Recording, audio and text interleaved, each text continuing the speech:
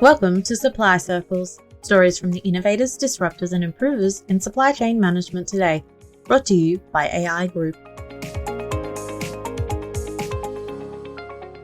Yes, indeed. Welcome back to Supply Circles. I'm James Scotland, the General Manager of Supply Chains at the Australian Industry Group. And in this podcast, I search on your behalf for the answers to the vexing question, how can we in Australia create supply chains that are resilient and sustainable at a time when we are implementing the challenges of the 3Ds, the digitalisation, decarbonisation and ongoing disruptions. Today, I'm diving into one of the most critical aspects of global supply chains, an issue that's vexed us all over the last few years, and that's the global shipping and container industry. I want to get a feel for the current situation, what's happening, and of the opportunities and the changes that are ahead.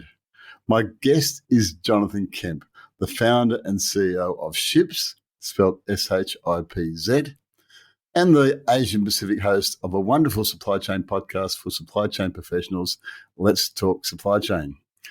Jonathan has over 20 years' experience as a technologist, an entrepreneur, a systems thinker, and a supply chain practitioner. As CEO of Sydney-based supply chain technology company Shipz, Jonathan engages with the complexities of modern and evolving supply chains on a daily basis. If you want to know more about Jonathan, check out his LinkedIn page. We'll put the link in the show notes. I'm excited to have you on the show because it's good to deep dive into this issue. Welcome to the show, Jonathan. How are you? Great, thanks for having me, and it's such a pleasure to be with you. And thank you for that lovely intro. It was very nice to hear all those accomplishments that I think humbly I've been able to achieve some of those things with a huge amount of help from the supply chain community and listening along to folks like yourself. So thanks for having me on the show. That's nice. Yeah, it's a good community. It certainly is a good community because it's an integrated community. We understand we have to work together to make it all work for us. Hey, I wanted to ask you, you call yourself a technologist. What is that? How do you define that? And how has that helped you in your supply chain career? Well, I call myself that because the phrase thought leader is just generally makes me feel ill. A technologist, a technologist really is somebody, I think, as far as I can tell, is someone who looks at the world through a technology lens and does that with the express aim of trying to transform the processes or systems or architecture of what's currently being used with technology. So, for instance, I'm very interested in digitalisation and digitisation as two slightly different things, simply because I can see ways that technology can transform things. Now, I think technologists can get a little bit derailed sometimes because they can only see technology as the only way forward. I take a bit of a balanced view and say that technology needs to work in concert with people and processes. But as a technologist, I've been able to both implement various systems and processes and new technologies to great effect, but also see the effect of those changes and what they can do transformationally. Yeah, it seems to be the rest of the world is catching up with you. I noticed that the Ford Motor Company, the global Ford Motor Company, is looking for a global chief supply chain officer and defines the role as it's a new role, brand new role. It would support the efficient and reliable sourcing of components, but, quote, also assist in internal technological developments. So technology in supply chain is now front and center. Do you want to just talk about those two different, you mentioned two different words. What did you mean by the two? Yeah, so digitization and digitalisation. There's an interesting distinction between the two of them. A little bit of controversy as to which one means what. But generally speaking, digitization is to take something that wasn't digital and turn it into a digital equivalent. But digitalisation is the process of using those things that you've changed in a holistic manner. So a lot of companies digitize things. I used to have just plain paper to process something. I used to write my signature using a pen, and I moved that in a digitized fashion to not just a wedding signature that looks the same, but is actually digital. It has a signature, an RSA signature or encryption signature underneath it. So digitization, most companies go through, and sometimes that's a bit painful. I don't like having to move to this fancy digital signature instead of just using a pen. But digitalization is the transformational aspect of digitization. So how do I get my entire business from where it currently is to where it needs to be using digitized processes or technologies And how do I do that in concert with everything else that's happening in terms of all the other business priorities I'm juggling? And digitalisation supply chains are in a dawning era of digitalisation, a bit of resistance to some change in some respects. But in other respects, and this is the part that I'm really fascinated with, is people can assume that digitalisation is the only way forward, and they forget that in global supply chains, in particular containerised supply chains, you've got big boats, big boxes, big ports, a lot of weight being moved around. Those things are inherently operational, and they can't be entirely digitized. And so they need to be augmented, to be complemented by technology, but they can't be supplanted. And that's where the debate rages, is how far do we need to take it with various processes that we're engaged with, and how far does digitalization need to go? I think it's got a long way to go, but it needs to be done strategically over time. It's been this issue that's been facing us, hasn't it? Where the consumer-facing part of supply chains has become digitalised quite quickly. Uber, getting your pizzas delivered, buying online airline tickets, being in Sydney and booking a tour around the White House in America for when you're there in 3 months' time. We do all that stuff quite easily, but then when we go back to our businesses and we start operating our businesses, we tend to not be as advanced as those consumer-facing ones. So as consumers, we love it, but as business operators, we're a bit hesitant. Yeah, so the hesitancy probably comes because the business itself has to inherently change its practices in order to maintain a semblance of profitability whilst catching up to what the market demands. So there's definitely a different technology posture for B2C versus B2B. Something that I'm really interested in at the moment is payments and KYC, know your customer. So KYC is a process to ensure that financial transactions happen with known parties in a semi-regulated fashion, and payments themselves travel across various rails across the world. Now, I find it really interesting that when you send someone a message through WhatsApp or Signal, Telegram, even iMessage, you get a notification back instantly saying it's been delivered, it's been read. If you want to send a payment across the world, there are so many gates involved, and some of that's regulatory, that's unavoidable, but a lot of it is just inefficient systems. And so what happens is you end up sort of going back 20 or 30 years. You might as well be writing a check and sticking it to a carrier pigeon and hoping it makes its way through the storm with certain types of payments processing. It's just amazing. And I think that's an example where digitalization in supply chains needs to take a colossal leap forward, and it's just not there yet. It needs to actually change a lot of the fundamental practices that relate to just, say, payments processing inside supply chains. And there's a lot of catching up that needs to be done. But that's the challenge, isn't it? You have to fundamentally change your business while still operating your business. We can do it bit by bit, and sometimes piecemeal works. Other times you just got to say, hang on, we're going to have to undergo a fundamental change. Let's come back to talking about it. Hang on. I was just going to say that a bit of a tip of the hat to senior business leaders who've been around for a while and run profitable companies. It's very tricky sometimes to discern what technology is best, because sometimes there's shiny stuff that comes out and you think, I have to adhere to this because everyone's talking about it. It's the new kid on the blockchain. But when it comes to the actual implementation of that, it can become difficult because you're managing the profitability of the business in concert with the technological adoption. And like you've said, managing that process can come with a whole bunch of challenges. So I just wanted to tip the hat to some of your listeners who are in that decision-making position, because it can be very difficult to work out what's best. Yeah, and I think the purpose of this podcast is to help people think through these issues, not to come up with answers, but just start thinking through them. I want to get back to how you do that with Shipz, your own business, and maybe some of the other entrepreneurial things you've done. But first off, it's not often I get a chance to have a chat to someone who's passionate about the global container shipping industry. In fact, maybe I don't know many people who are passionate about that. Who are those people? Who are those? Who are they? Where are they? Strange. But there are some, and we do follow them, you and I, on LinkedIn and other platforms. On the 15th of September, the Drewry's World Container Index dipped below 5,000 US for a container for the first time in a year. And that's well below the high of over $10,000 for a container. At the same time, though, there's talks of strikes in England. There's the possibility of strikes in US, although that's calmed down a bit. COVID is shutting down parts of China. We've seen inflation and economic slowdowns are causing issues. The economic slowdown is seeing a slowdown in parcels, which have been clogging up the container shipping industry for a long time. And, of course, the cost of fuel is going through the roof. A mutual colleague of ours, Lars Jensen, reported that the Chinese spot prices are reduced for 10% again this week, which is the 5th week in a row. But by coming down 40%, it's still 155% on the spot price of 2019. Yeah.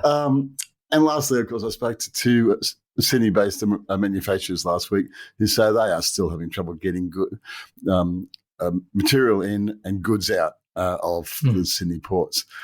It's all over the place. I mean, if you read that list, the prices are going up and down. We don't know what's going on. We've got ports being clogged around the world for all sorts of different reasons, and we're down the end of the world. Tell me what's going on. How can I put some clarity to that? What is going on? You can do it. Just give me you've got 2 minutes to solve the world's problems. So, I mean, taking a holistic view is important. So when you zoom out to a global supply chain, you realize it's not just, some people call it a web rather than the chain, because there's so many interconnected parts to the global supply chain. It's very difficult to pin down one specific thing and hope that's a great way to look at it. Yeah. It's a great analogy, isn't it? Metaphor. So the interconnected parts are so interwoven and intertwined that if I pull one lever over here and expect everything to marshal itself and change, I generally run into problems. And so the strikes, for instance, over at Felixstowe and elsewhere, Europe, and then the flow-on effect to that to other European ports, is indicative of workers realising that they're overworked. To their claim, they're underpaid. The monster profits being enjoyed by other people in their same domain. And from their perspective, they think, okay, we need to actually stand up here and fight for something that we deserve. That has a massive ripple effect to not just the shipments that are backing up in the port at that point in time, but to the downstream and upstream processes that make that supply chain function. So manufacturers all of a sudden are saying, well, we were routing reliably through, let's say Felixstowe for some time, for years. And now all of a sudden we've got to reroute to another port. Well, that puts a massive strain on the supplier to get all of their resources right so that they can ship to somewhere else. And so when you look at that as just one example, global supply chains really have been forced through a series of compression periods where a huge amount of change has had to happen, been forced into it to change in a short period of time. And as soon as that starts to occur, things really start to break. The Suez Canal incident with the Ever Given was a classic for this. You had one boat stuck in one canal, not just any canal, it's a very important canal. Yeah, but when you put it like that, it's very, very key. I think it's 16% of world trade or something goes through there. So it's nothing small. But when you put it like that, you think, surely just one little boat's not going to make a difference. It's actually a ship, not a boat. And it did make a huge difference. It didn't just back up traffic. It took months for a lot of that stuff to be resolved, and then took near on a year for the actual boat itself to be released from that condition that it was under, with all the restrictions, with the legal battles that were going and so on, and the cargo to be moved and so on. There's a huge amount of complexity to international supply chains. So we drill down into specifics of, say, tumbling spot rates, and that's a factor of lots of different things all clanging together. And the average consumer looks on and scratches their head and says, well, how is this even possible? But the net effect can be, and it doesn't always happen this way, but it can be, I don't have toilet paper at my supermarket. It's actually gone. And why is that? Oh, because we mentioned toilet paper. We're going through these compression effects that really reverberate around the world. And because we are much more globally connected than we've ever have been, we can just as easily pick up the phone and talk to someone on the other side of the world, or send them a message as we can manufacture in some other place in the world. Because of that distribution of both labor, goods, and processing, we end up with a whole bunch of negative downstream effects when a little ripple happens somewhere else. And that's what we've been experiencing over the last 24 months. It's a real reminder that supply chain is integrated, and a ripple there, a little hiccup over there, has a major wave further on, quite possibly. We've learned some interesting things over the COVID era. If you're going to mention toilet paper, I'm going to say the COVID word. That's right. The C word. With two words we're trying to avoid.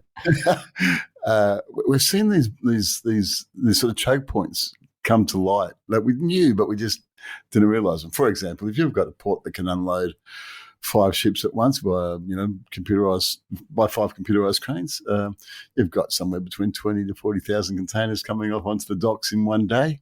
That needs a lot of trucks, and Long Island, of course, and England had a lot of problems with just getting drivers. They didn't have drivers. And then when they did have drivers, you've ended up with 100,000 containers sitting in one spot that has to go back, and no one's paying for them to go back. Yeah. Is there a fundamental flaw in the container shipping concept, or is it we just need to manage it better? Wow. Well, can I just say that's a $30 trillion question? Yeah, it's not bad, is it? Yeah. Tip of the hat to about the volume of world trade, which goes across containerized transport every year. It's somewhere around that figure. Who really knows? But it's an astronomical figure. 80 or 90% of all goods start off, or at least partial. And by the way, we just roll off those numbers, don't we? We just roll off 5 to 10 cranes, 40,000 containers. Yeah.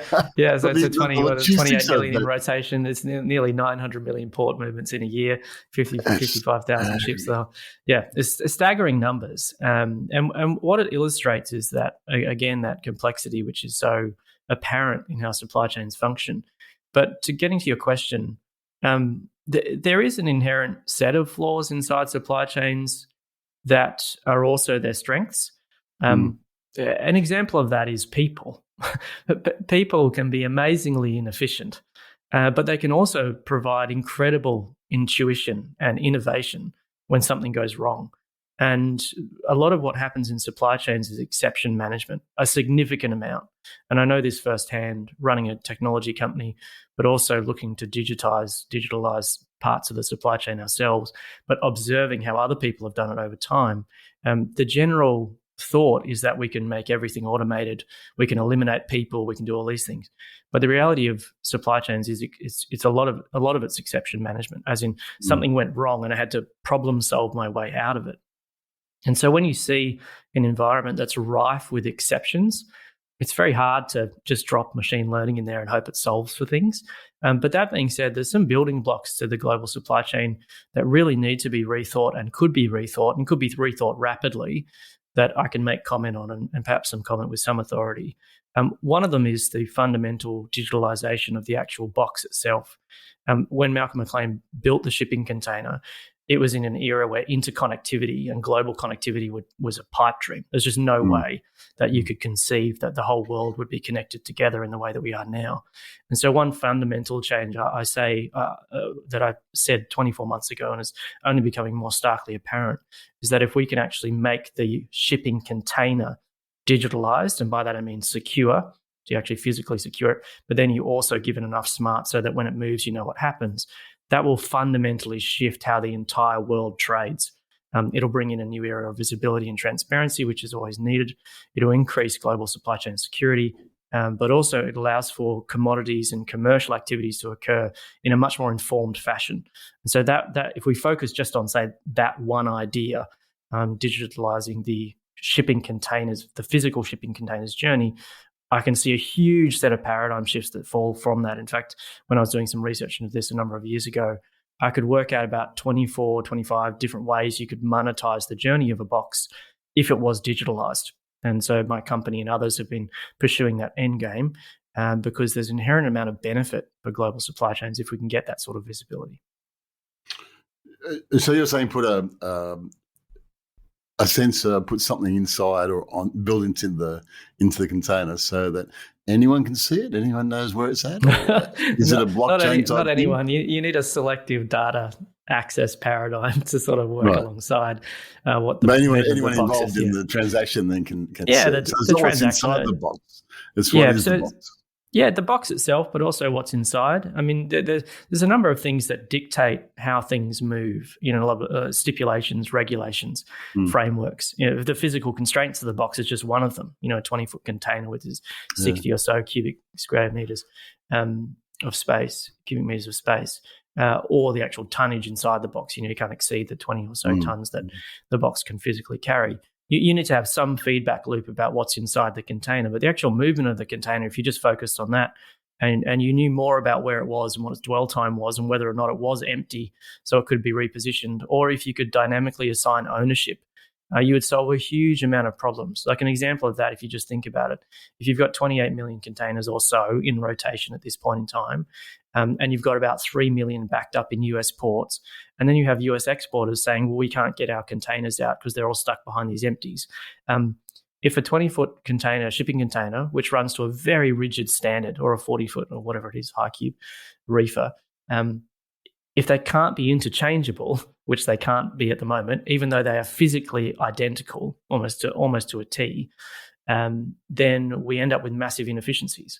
So if I turn up to a port and I drop off an empty box and I have to pick up that empty box as opposed to any empty box, and the difference is I could transfer ownership rapidly and quickly, and digitalisation allows you to do that, then eventually I run into a problem where all these empties back up and I can't repurpose them because they're not the empties that I can use.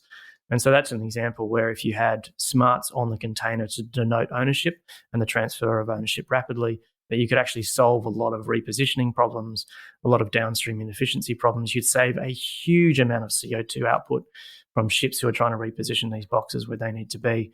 And ultimately, you could make a whole profitable model of this, but it just requires a huge amount of collaboration between a bunch of different players who currently are commercially vying for each other's businesses and trying to maintain a competitive edge. Yeah, you raise an interesting point. The visibility of the containers through this sort of idea might change everyone's thinking. If you go to Fremantle, Perth in WA, which is an end port, it's a global end port, there is a container farm there of, I don't know how many containers there, about 6 high, maybe high, maybe 8 high, and they go from, you drive around them, like use a tank of fuel driving it's around. Suburb. It's a suburb. But they're just sitting there, they're not visible. When you say, where are all the containers in the world? Well, that's just one end port. And there's no reason to bring them back because it's an end port. So maybe just visibility would put some efficiencies into the system. Yeah, absolutely. And you have to have dedicated vessels to do that. So you can understand if I'm a carrier and I'm trying to move boxes, I'm shifting empty air, I don't make much money off that. And an estimate for, say, a 14,000 TEU vessel is it's about $9 million before you even get started to shift a whole vessel worth of empties from one port to a major port to another. And if I'm looking at that as a sunk cost where I'm not making much money, if any money on that, then why would I do it? I just let them back up and I hope that it resolves itself. And that's been the problem is COVID has exacerbated the movement or displacement of empties, and it's caused a huge amount of problems. I guess we're not going to solve it. We're just going to highlight it. But it's good to hear you guys get some ideas. Can someone fix that, please? That would be great. Please. Let's take a break. When we come back, we'll talk about your business, but also maybe some other parts of supply chains. This is a good chat. We'll be back in a minute. If you have supply chain or business improvement challenges, contact AI Group's Business Improvement and Growth Hub. The Big Hub is a library of practical and relevant resources designed to assist member businesses to grow and improve. The Big Hub also includes an extensive network of experienced, pre-qualified business improvement consultants. For more details, contact big@aigroup.com.au. That's big@aigroup.com.au. Jonathan, you mentioned you've been looking at ways to monetize the container industry, but that's not your only current focus. Tell us about Shipz, SHIPZ. This is your baby, your brainchild. What's the story there? So we had the privilege of inheriting Shipz.com from the amazing Sarah Barnes-Humphrey over in Canada, and we've transformed it into a marketplace of freight forwarders on one side and shippers on the other. And why would we do that? I mean, is it a dating service, is it? It's a dating service. We like to say it's not the Tinder of supply chain. We like to say it's more like eHarmony because we intelligently match people. But I don't know if that's a great pitch, but I guess we'll say that. But in terms of the two-sided marketplace, it's a place where participants who generally are at arm's length and sometimes find it hard to communicate can come together, can swap information, can make their bookings, and then offer downstream services like tracking as part of the overall supply chain experience. And stepping away from the commercial reality of that, because it has its own commercial reality, but thinking about why we would do that is when it comes to digitalisation, some people are hesitant to jump in, and I understand that. There's an inherent overhead to it. Some people try and implement systems which are overly complicated, and then their people don't use them. And we looked at the sales process, in particular with the small to medium enterprises that import and export, and we realised that it's quite fraught. It's very difficult to find the right forwarder or the right person to move your things. It's difficult to understand the process, and you kind of just want to be able to choose between a bunch of different players and not have to get bogged down in the nuance of, understanding specifically what a 40-foot high cube is. You just have stuff to move and you wish someone could step forward and move it for you.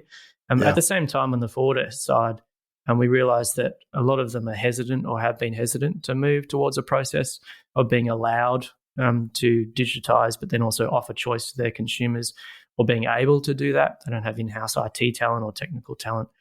So some of these processes, which should be quite fluid and commoditized, have become bogged down in a lot of effort being expended with not much. You don't want to put a lot of time into this. This is not your core business. I mean, if I'm running a business, this is not my core business. I just need to get it done. Yeah. And so we look at it and we think it's actually okay to say that a freight forwarder's function is to a business owner, to a shipper, their function is almost like just purely a cost. Like transportation is a cost to me. And so if that's the case, and they have other reasons for moving things and there's other motives for it, but if that's the case, then you want to not just go with least cost, but greatest value to my business. And so what we're trying to offer through shipz.com is the chance for a shipper to choose, but also the freight forwarder to offer not just the lowest cost, but value. We don't like the idea of a race to the bottom with rates. I think that's a horrible way to build a marketplace.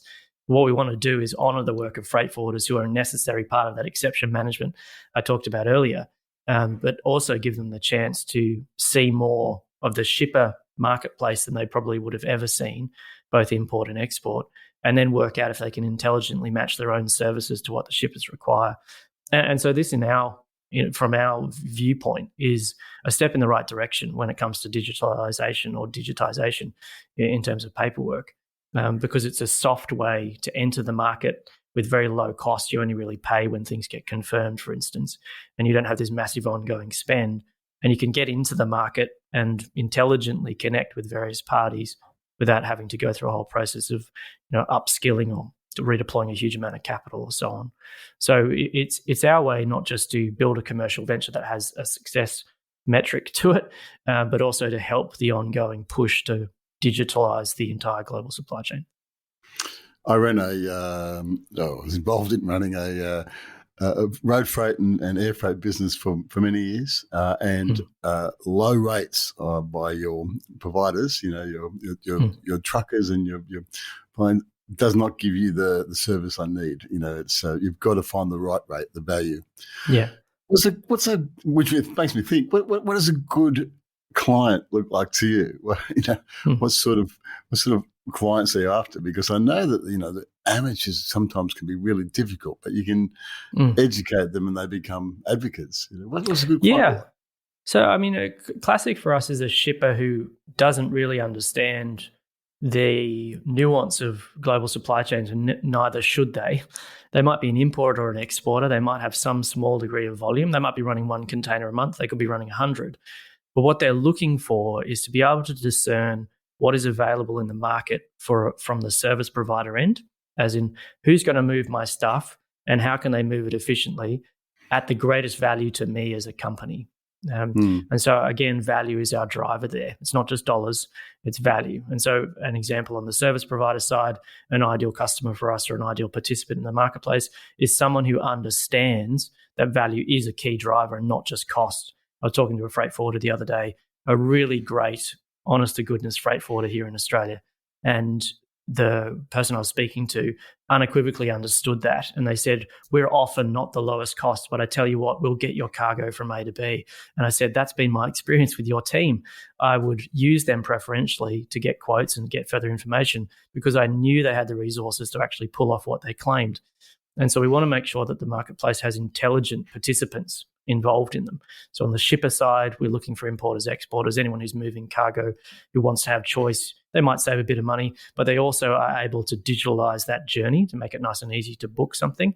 And on the freight forwarder or service provider side, we're looking for folk who may have systems in place, may not, may be able to deploy some minor resources to make it work, but can offer services which really transform the shipping experience and are able to do that in a way which acknowledges that we are moving towards the technology facilitated or technology augmented future together. Yeah, when I was talking to that Sydney manufacturer that I was telling you was having trouble getting goods in, resources in, goods out, they were selling to America, and their buyer was saying 95% all language DIFOD, 95% delivery in full on time is just atrocious. It's not in the game. Yeah. And that's difficult if you don't have a reliable shipper. You're basically saying make sure you got a shipper that suits your needs, understands your needs, and is doing its best to get you to get to what your end game is, which is delivery of my goods to you in full on time.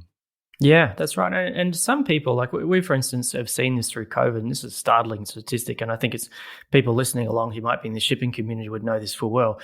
We talked to a importer from Canada, and she said, we've gone from 1 freight forwarder to 14 over the course of COVID. And what they need, they get desperate, so they branch out and look for anyone who can move their stuff. But the problem is they might have a great relationship with one forwarder, and supply chain is really built on relationships for the most part.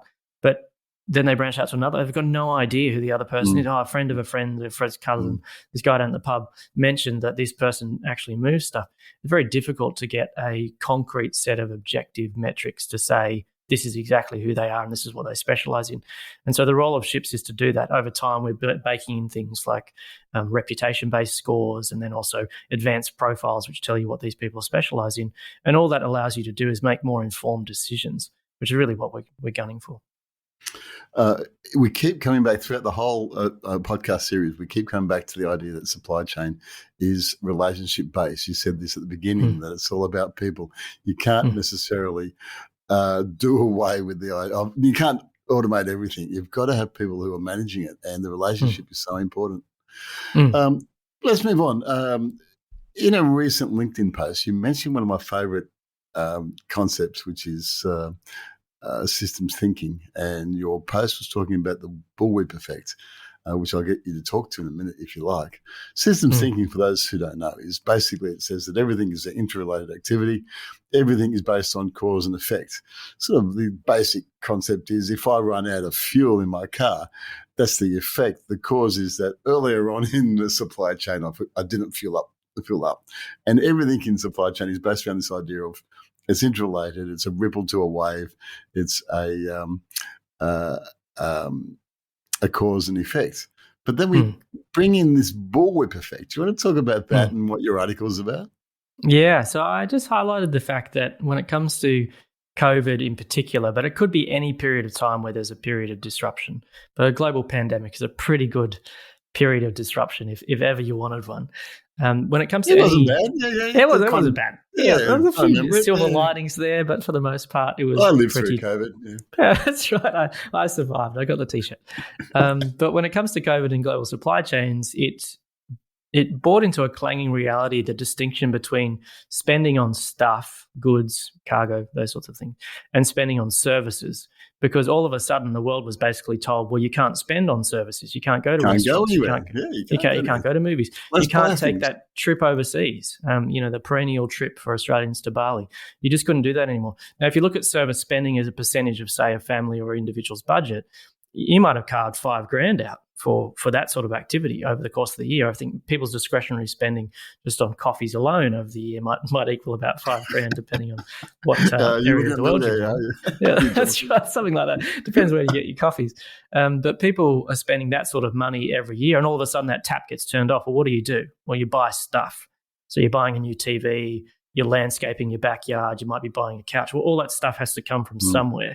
And all of a sudden, you've got this massive inflow and outflow of goods out of various parts of the world. Well, COVID created a demand wave which wasn't anticipated and rippled its way throughout the world because consumers suddenly changed from service spending to goods spending on stuff. And all of that stuff had to be sourced, and a lot of it got sourced from China and other Southeast Asian countries. And that's what blocked up the container industry. Yeah. That's exactly right. And so all those ships that were off the coast of Long Beach, LAB, were symptomatic of a massive influx of goods. A lot of that came because retailers hit the panic button. They thought we might not be able to get stuff for some time. We want to stock our shelves. We want to build up our inventories. And so they over-ordered. And now we're seeing massive discounts come out the back end of that. And that's a classic illustration of the bullwhip effect. As soon as at one end of the bullwhip, you don't have a clear signal to pass back up the chain, the magnitude of the wave gets higher and lower depending on what you're doing.